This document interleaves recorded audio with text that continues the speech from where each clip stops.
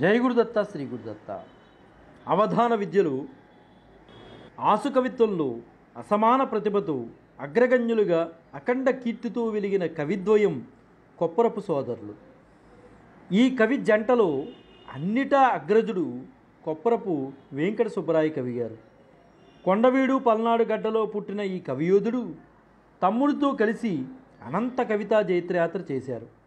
తెలుగు పద్యాన్ని ఊరువాడ ఏనుగు అంబారీపై ఊరేగించారు. పద్యప్రియుల్ని ఉర్రు తొలగించారు. 8 ఏళ్ల వయసు నిండక నువ్వే ప్రారంభమైన వీరి పద్య ప్రవాహం 3 దశాబ్దాల పైగా అప్రతిహతంగా సాగింది. పామరం నుంచి మహాపండితుడి వరకు తలలు ఊడించింది. ఆసు కవితా సామ్రాజ్యాన్ని శాసించింది. గుంటూరు జిల్లా నరసరావుపేట దగ్గరలో ఉన్న కొప్పరంలో ఈ మహాకవి సరిగ్గా ఇదే రోజు నవంబర్ 12, 1885 సంవత్సరంలో కొప్పరపు వెంకట సుబ్బరాయ కవి గారు జన్మించారు. నేడు వారి జయంతి. వీరు 6000 నియోగ బ్రాహ్మణులు, కౌండిన్య సగోత్రులు. తండ్రి వెంకట్రాయ్ వద్ద ప్రాథమిక విద్య, రామడుగు రామకృష్ణ శాస్త్రి గారి వద్ద సంస్కృత భాషా శాస్త్రంలో పఠించారు. సమీప గ్రామంలో మాతామహవంశీకుడైన పోతరాజు రామకవి గారి దగ్గర అవధాన కళా నైపుణ్యాన్ని సముపార్జించారు.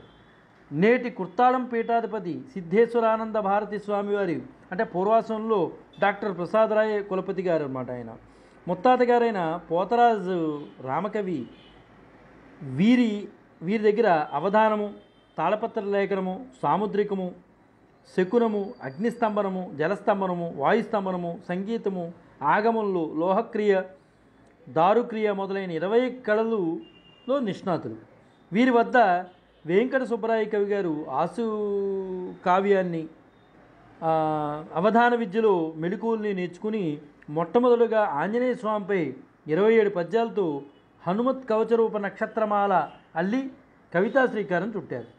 నరసరావుపేటలోనే పాతూరు ఆంజనేయ స్వామి దేవాలయం మొట్టమొదటి అవధానం చేశారన్నమాట. అక్కడే 8వ ఏటనే శతకములు అల్లడం ప్రారంభించి ఈ మహాకవి 12 ఏళ్ళు నిండకొనిపై అష్టావధానాలు, 16 ఏళ్ల ప్రాయంలో శతావధానాలు, 20 ఏళ్ల వయసు వచ్చేసరికి గడికు 300 పద్యాలు వేగంతో ఆసు కావ్యాలను చెప్పడం ఆరంభించి అనంత కీర్తిని ఆర్జించారు.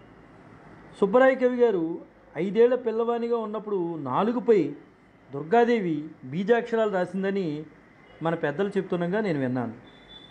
ఏమి వేగం, ఏమి భావం, ఎంతో వేగం. మస్తిష్కంలోంచి ఆసుగా పద్యాలు వచ్చేస్తూనే ఉంటాయి ఆయనకి.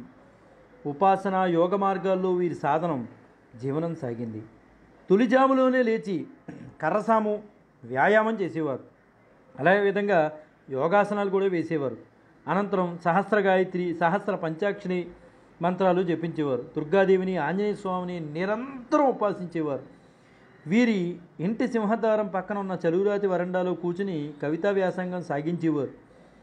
దగ్గరలో ఉన్న కోదండ రామాలయంలో ఎక్కువసేపు గడిపేవారు. సోదరులతో, ఇంటికి వచ్చిన పెద్దలతో, వచ్చిపోయే కవి పండితులతో పద్యంతోనే పలకరించేవారు, పద్యాలతోనే సంభాషించేవారు. అందుకనేమో వేటూరు ప్రభాకర్ శాస్త్రి గారు పలికిన పలుకులన్నయూ పద్యములయ్యడి ఏమి చెప్పుదున్ అన్నాడు వీరి గురించి అన్నమాట. ఆయన అరిస్తే పద్యం, స్మరిస్తే పద్యం అని శ్రీశ్రీ అన్న మాటలు కొప్పరపు కవులకు అక్షరాలా సరిపోతుంది. అది సుబ్బరాయ కవి గారు నిద్రపోతున్న సమయంలో వారి శరీరం నుంచి ఏదో తెలియనటువంటి ధ్వనులు, శబ్దాలు వినిపించేవట. ముఖ్యంగా ఓంకార శబ్దం వినిపించేదని ఆనాటి పెద్దలు చెప్పుకునేవారట. యావత్ తెలుగు ప్రాంతాల్లో పాటు తమిళనాడు, మహారాష్ట్రలోనూ వీరి అవధానాలు, ఆసు కవిత విన్యాసాలు చేశారు. అవధాన ప్రదర్శన పల్నాడులో మొదలైన వీరి మొట్టమొదటి ఆసు కవిత్వం మహాసభ హైదరాబాద్ దగ్గరలో ఉన్న ఆలవాల లష్కర్లోని ఆదిరాజు తిరుమలరావు గారి భవనంలో జరిగింది. అక్కడ ముంగాలి బిరువుతో ఘన సత్కారము పొందారు. రెండో సభ కూడా తెలంగాణ ప్రాంతంలో జరగడం విశేషం. మణికొండ భూపాలుడు, తాటిరెడ్డి గోపాలరెడ్డి బాలసరస్వతి బిరుదుతో అత్యున్నతంగా సన్మానించారు వీరిని. మూడో సభ నెల్లూరులో జరిగింది.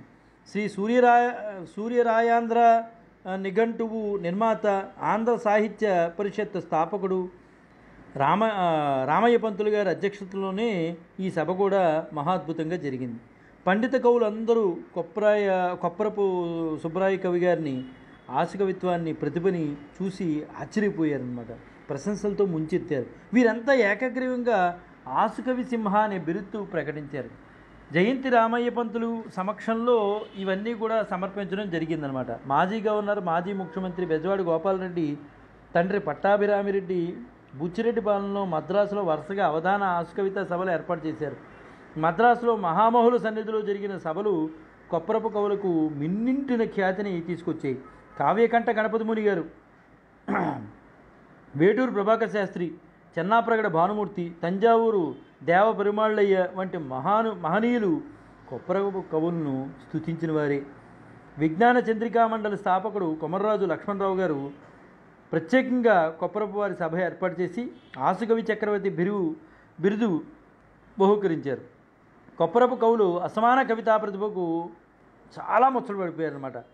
ఈ మహాకవి పండితులు కురిపించిన పద్యములు అక్షరబద్ధమైనప్పటికీ ఎంతో అద్భుతంగా ప్రజల మనసుల్లోకి వెళ్ళిపోయాయి అన్నమాట. అదే నూజివీడు, బొబ్బిలి, చల్లపల్లి, వెంకటగిరి, వనపర్తి, గద్వాలు వంటి సంస్థానాలు, గుంటూరు, విజయవాడ, బందర్ వంటి పట్టణాలు, హైదరాబాదు, మద్రాసు వంటి మహానగరాలు కొప్పరపు పద్య సరస్వతికి వేదికగా తయారయ్యాయి అన్నమాట. ఆ రోజుల్లో ఒక పక్క అఖండమైన కీర్తి ఐశ్వర్యాలు గడిస్తూ ఇంకొక పక్క తిరుపతి వెంకట కవులతో సాహిత్య సమరం ఎదుర్కొనేవారు అనమాట. ఆశకవిత సామ్రాజ్యంలో చక్రవర్తులుగా, అవధాన సింహాలుగా నిలిచారు. ఆసు ఆగితే మా చెయ్యి నరకండి అంటూ సవాలు విసిరి పద్యాలు గుప్పించిన అంతటి పట్టుదలగలేని కవులు ఆధునిక యుగంలో కొప్పరపు కవులు తప్ప ఇంకొకరు లేరని సగౌరవంగా మనం చెప్పుకోవచ్చు. పల్నాటి పౌరుషాన్ని, కొండవీటి క్షాత్రాన్ని, ఆంధ్రుడి ఆత్మగౌరవాన్ని పద్య రూపంలో చాటిన వీర కవులు కొప్పరపు కవులు. ఎవరు ఏమి చెప్పినా అది తిరుపతి వెంకటీయమే అన్నట్లు కొప్పరపు కవులు ఏమి చెప్పినా, ఏది పొందినా అది సోదర కవీయమే. అనుజుల తుల్యంగా చేసిన సుకీర్తి ఈ కవితా సామ్రాజ్యాన్ని ఏలిందనే చెప్పుకోవాలి. అందులో సుబ్బరాయ కవి గారు చేసిన, వాళ్ళ తమ్ముడు వారు చేసిన, ఏది చేసినా కొప్పరపు సోదరులనే బ్రాండ్తోనే వెళ్ళిందనమాట. ఒక అవధాన కార్యక్రమంలో ఒక పృచ్ఛకుడు ఆయన్ని అడిగారు, ఒక అంశం గురించి అడిగారు.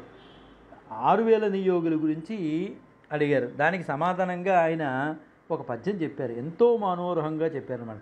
రాజాదిరాజ సద్రాజ గౌరవములు వెలసిల్లువారు 6000 వారు, పరిబంది బంధురావద్దాన సంతులై వెలసిల్లువారు 6000 వారు, ప్రతికార్య నిర్వాహ భావ గర్విష్ఠులై వెలసిల్లువారు 6000 వారు, సకల కళాకలాప సత్యమాక్యులై వెలసిల్లువారు 6000 వారు, మతిగద గ్రణుల నంగనున్నతి వహించి వెలయుచుండెడు వారు 6000 వారు, శంకర కృపానుసార విస్తార వంశ విభవయుతులు వారు 6000 వారు అని ఎంతో మనోహరంగా ఆపకుండా ఆ వేగంతో ఈ పద్యాన్ని ఆసుగా చెప్పడం జరిగింది. ఇలాంటి కొన్ని వందల అవధాన ఆసు కవిత్వ సభల్లో లక్షల కొద్దీ పద్యాలు చెప్పేశారు. తమ్ముడితో కలిసి దైవ సంకల్పం, కుశలవ, శ్రీకృష్ణ కరుణాప్రభావం వంటి కావ్యాలు, దీక్షిత స్తోత్రం, నారాయణి వంటి శతకాలు రచించారు.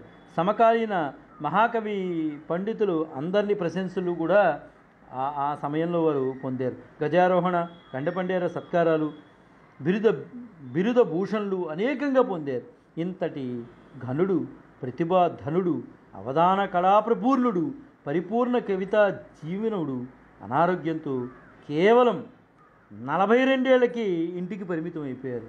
ఒక 4 సంవత్సరాలు అనారోగ్యంతో బాధపడుతూ 46వ ఏటనే అసంపూర్ణంగా జీవితం మిగించి అనంత కవితాలోకాల్లోకి ఐక్యమైపోయారు.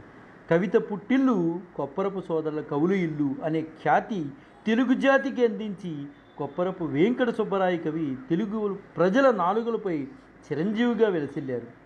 అటువంటి మహానుభావుల గురించి మన భావితరాల వారికి కూడా తెలిపే ప్రయత్నం మనం చేయాలి. అప్పుడే అటువంటి ఋషి తుల్యుల రుణం తీర్చుకోగలుగుతాము. కాబట్టి కొప్పరపు వెంకట సుబ్బరాయ కవి గారి జయంతి సందర్భంగా వారికి నివాళులర్పిస్తూ జై గురుదత్త, శ్రీ గురుదత్త, శ్రీపాద శ్రీవల్లభ చరణదాసుడు, మానికొండ రాజశేఖర శర్మ,